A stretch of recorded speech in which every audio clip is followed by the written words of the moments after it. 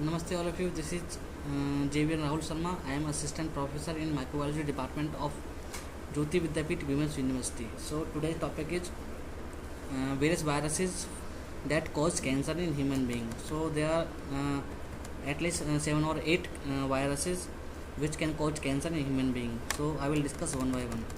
So like researchers know that there are several viruses that can also lead to the cancer, like for example the human papilloma virus, that is also called HPV, and they can cause cervical and several other cancers in human being. Next, like hepatitis C can also lead to the liver cancer and non-Hodgkin's lymphoma.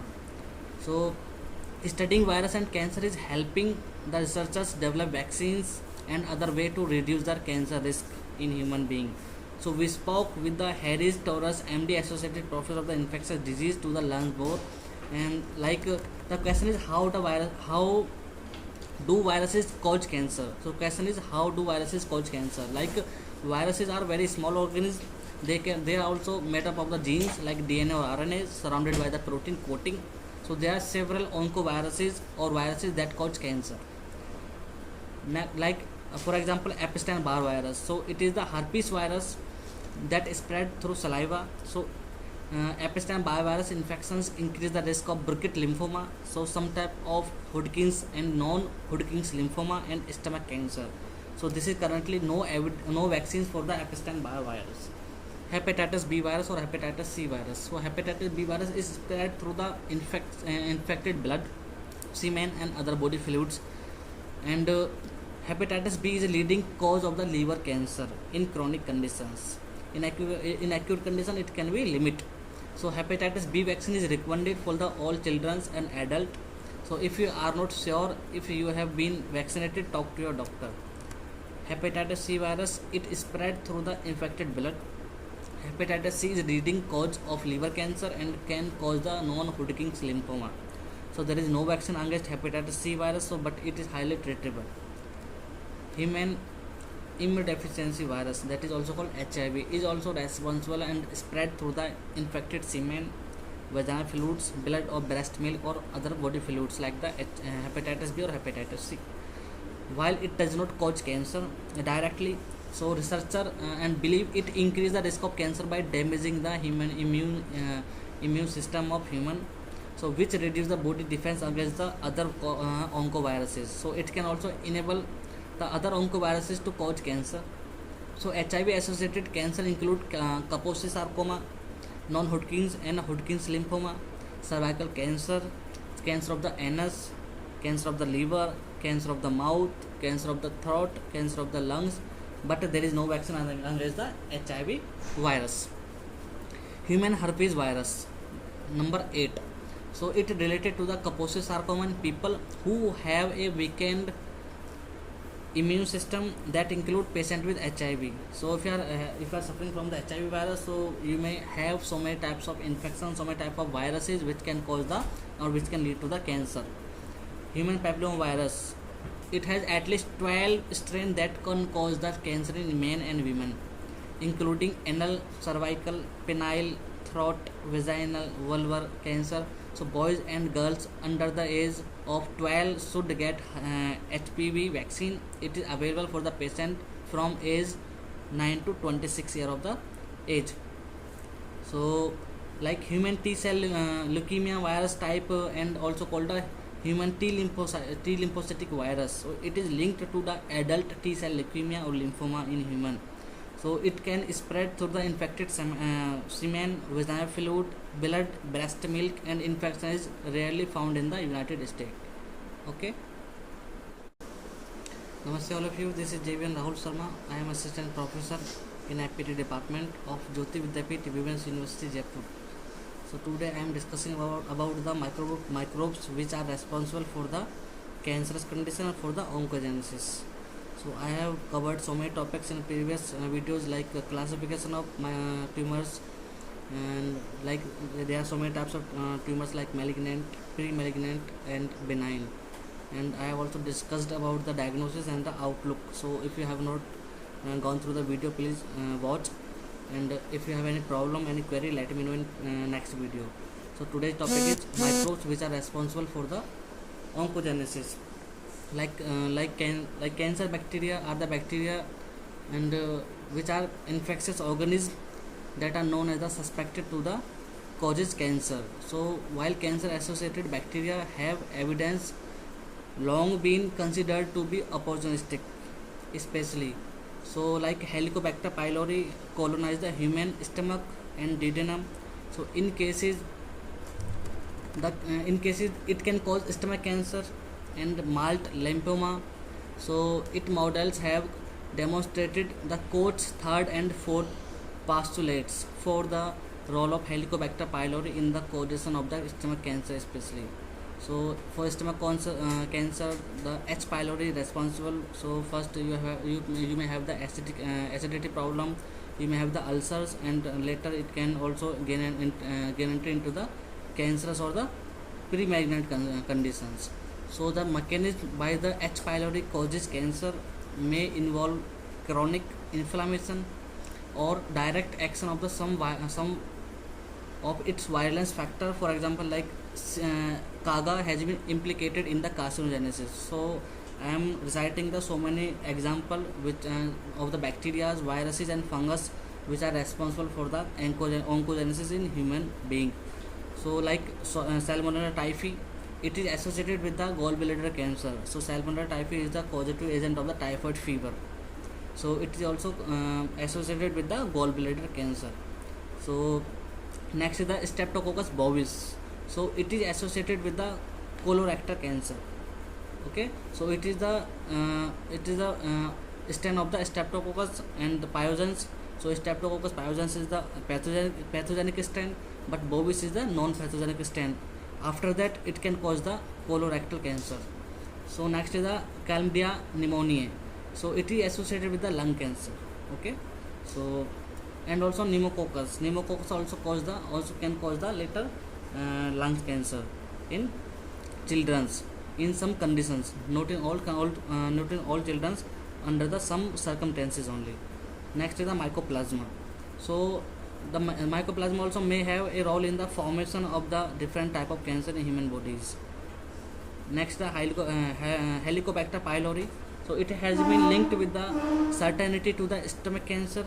It may related to the mild lymphoma, but may also protect the individual from the esophageal cancer.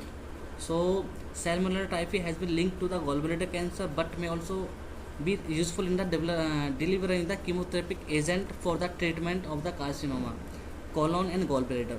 So bacteria found in the gut may be related to the colon cancer especially, but may be more complicated due to the role of chemoprotective probiotic cancers. So microorganisms and their metabolic byproducts or impact of the chronic inflammation may be also linked to the oral cancer.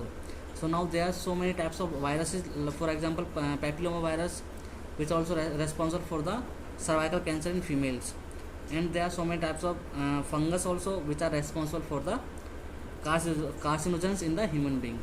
So next topic is the carcinogenesis. What is the chemical carcinogens? Okay. Namaste, this is JVN Rahul Sharma. I am Assistant Professor of Microbiology in FPD Department of Jyoti Vidyapeeth Women's University, Jaipur. So today's topic is causes of the oncogenesis or tumorigenesis. So there are diverse classification scheme for the various genomic changes that may contribute to the generation of cancer cells. So many of these changes are mutations or changes in the nucleotide sequence of genomic DNA. So we are having we suffer from the cancer condition because of the gene mutation. Okay, so and especially in the changes in the nucleotide sequence of the DNA. So these are and there are also many epigenetic changes that alter whether genes are expressed or non-expression. So aneuploidy, the presence of an abnormal number of chromosomes, it is one genomic change that is not a mutation and may involve either gain or loss of one or the more chromosomes through the error in the mitosis. So large scale mutation involve either the deletion or duplication of a portion of a chromosome.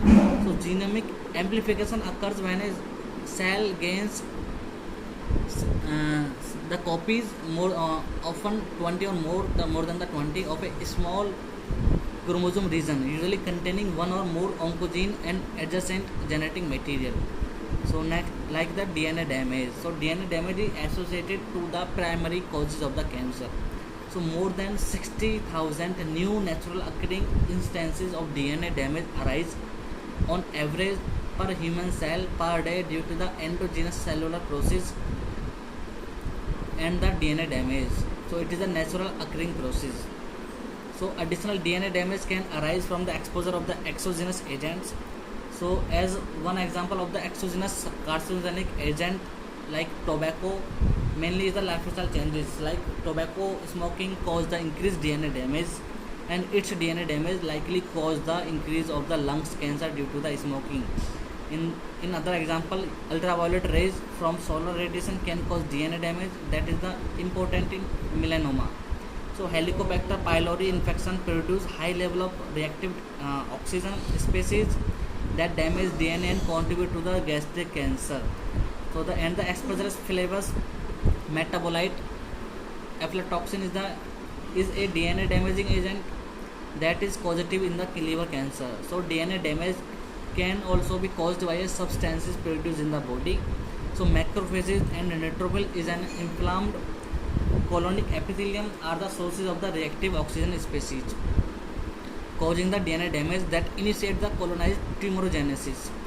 So and bile acids at high level in colons of human eating a high fat diet also cause the DNA damage that contribute to the colon cancer. So some exogenous and endogenous sources of DNA damage are indicated in the boxes at the top of the figure in this section I have described and I will show you in the class. So the central role of the DNA damage in progression of the cancer is indicated at the second level of the figure, and the central element of the DNA damage epigenetic alteration and deficient DNA repair in the progression to the cancers. Okay. So a deficiency in DNA repairs would cause more DNA damage to accumulate and to increase the risk of the cancer. For example, individual with an inherited impairment in any of the 34 DNA repair genes. Okay. So the majority of the cancers are called non-hereditary or sporadic cancer. So about 30% of sporadic cancer don't have hereditary component, that is currently undefined. So with the majority of or 70% of sporadic cancer have no hereditary component.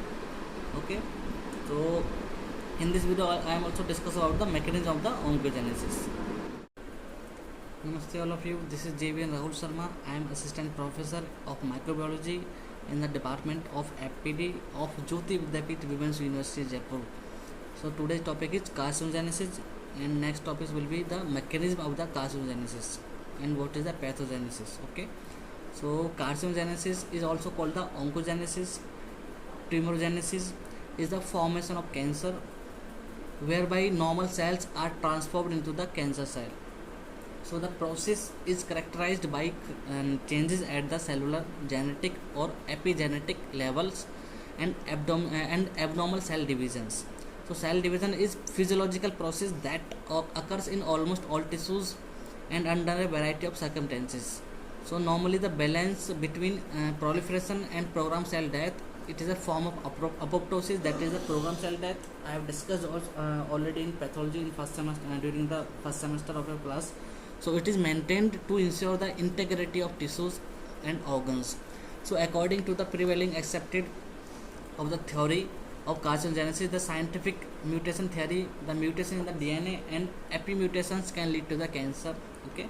So orderly process by the disrupting the programming regarding the process upsetting the normal balance between proliferation and cell death.